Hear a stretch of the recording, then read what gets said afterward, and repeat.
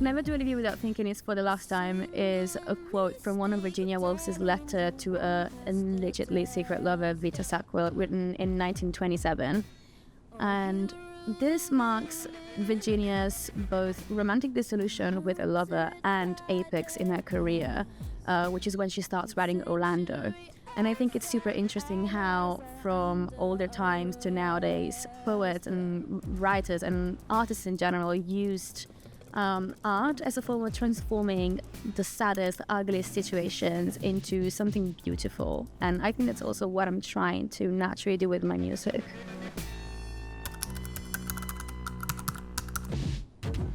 Growing up, I was always the introverted, not very social kid, living in a small town in the south of Italy and constantly in fear of judgment, waiting for the moment where I could just escape to a different country and start a new life. I was always closeted back then, so I was using music and writing as a form of expression in like a secret language, also using the English language, which is not my native language. Was very useful to me because in this language there's no gender for adjectives and words in general, so I could get away with my secret queerness.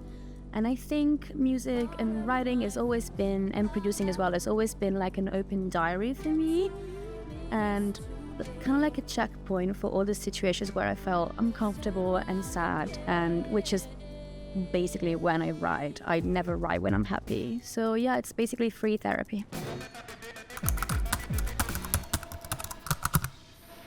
I grew up with a full drum kit, a piano, and a karaoke setup in my house. I like pop music as much as techno and rock and experimental weird music as well.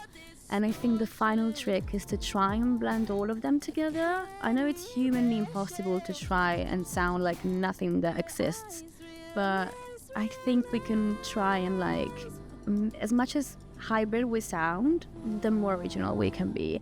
And right now I'm in my medieval trip-hop era, and if you can't imagine what it sounds like, I think I'm doing a great job at it.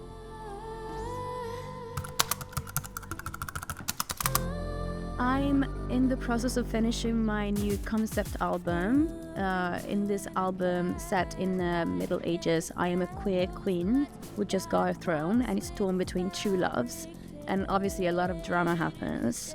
As usual, I've been producing it with Ikava, and yeah, at the moment it's sounding very medieval, trip-hop, very crunchy, very dark, but also using a lot of acoustic instrumental textures.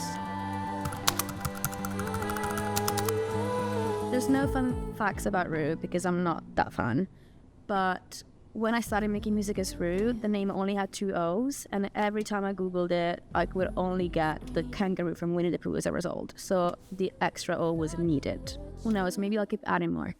So why they keep